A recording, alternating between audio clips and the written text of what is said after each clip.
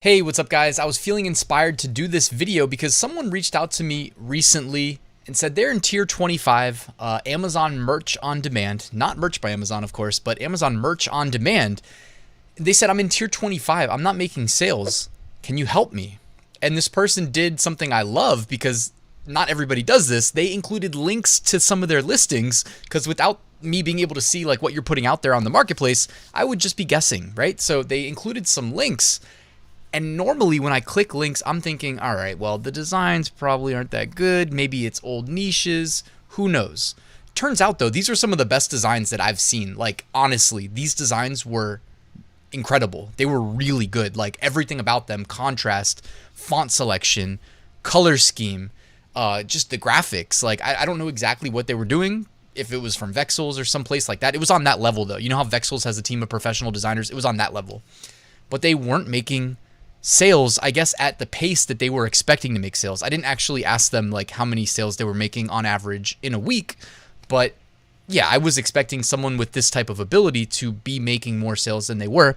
So in this video, I'll try to keep it brief.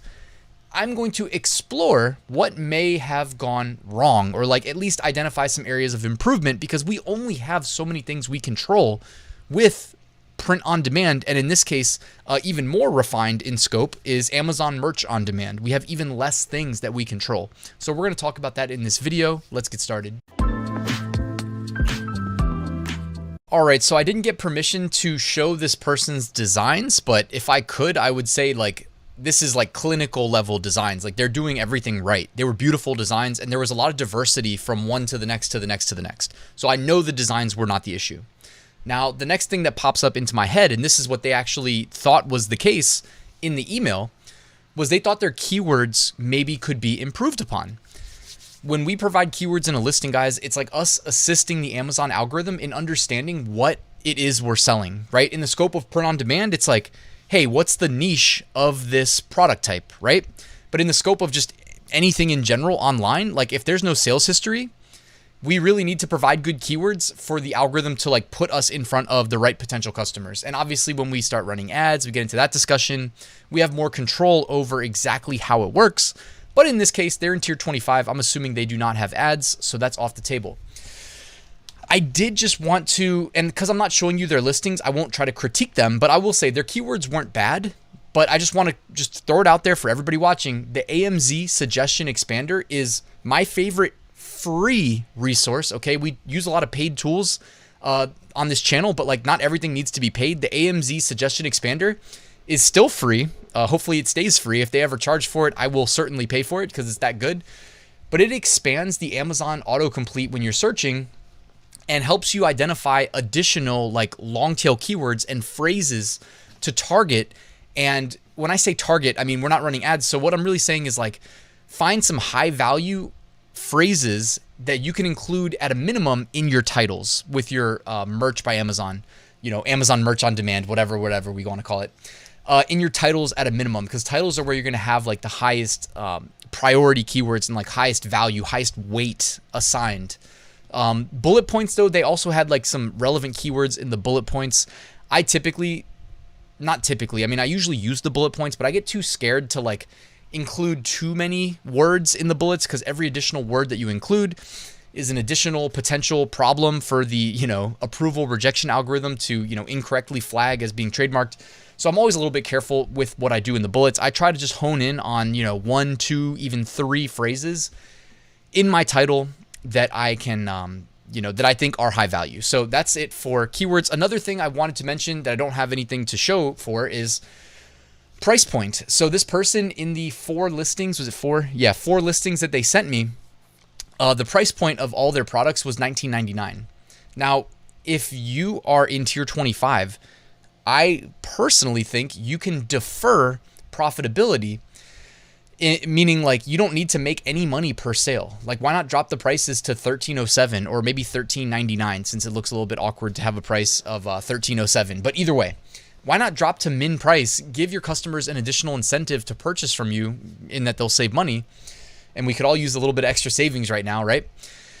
And yeah, just like the $19.99 price point, I think that's one actionable thing you can consider implementing, just dropping your prices. Nothing, no harm's done there. You know what I mean? Because you're not advertising, right? Because you can't advertise in tier 25, last I heard. I mean, unless people are getting access to ads in tier 25, that would be pretty interesting. I don't think they want to overburden people that are still relatively new to Amazon merch though.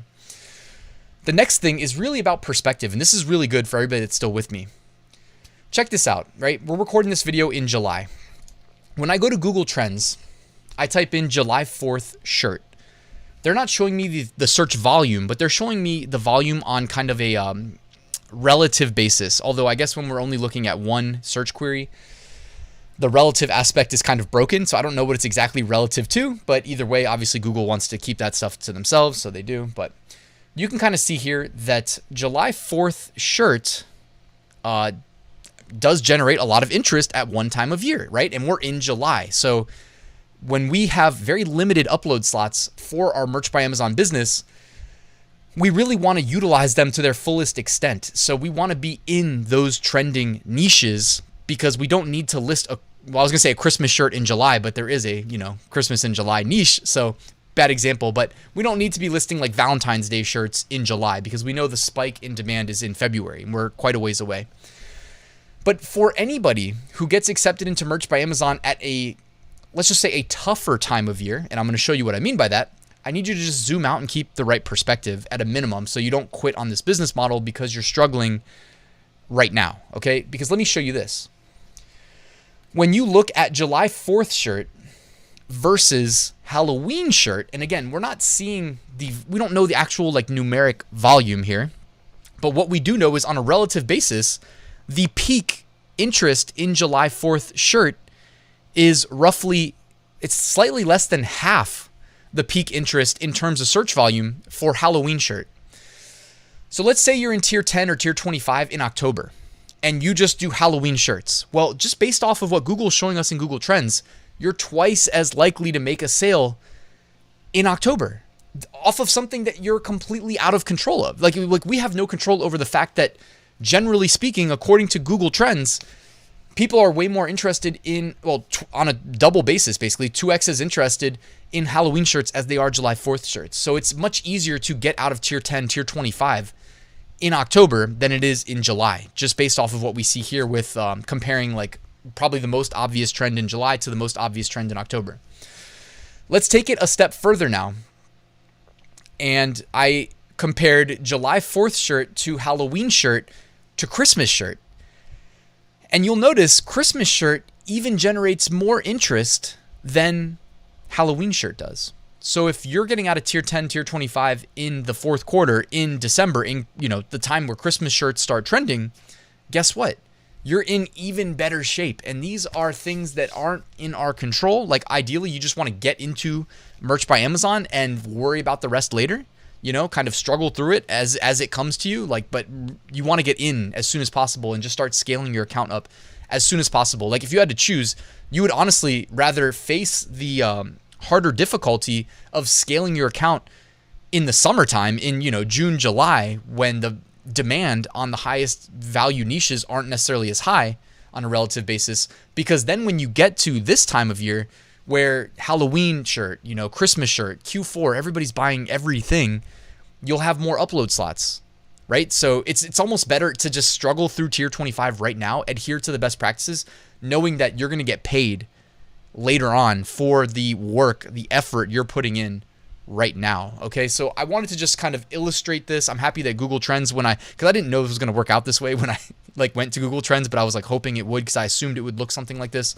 And I think it makes for a pretty good video as far as perspective goes, right? Because this person that emailed me, it's rare that somebody's doing such quality in such a low tier. They're doing a great job. So I just wanted to share this. I'm sure that other people watching, that you are hopefully doing really good work yourself, or at least making it work for you. If you don't have the ability to create incredible designs, at least, make a big text-only design in something related to that niche, because text-only designs do still sell.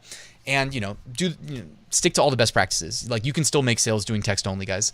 Anyways, that's all I wanted to show for this video. I hope, you found it useful. If you did, please let me know, comment, let me know if I missed anything, tips that you might have for the low tiers in Merch by Amazon. Hit that like button too for the YouTube algorithm, subscribe if you haven't, and I will see you tomorrow with a new video.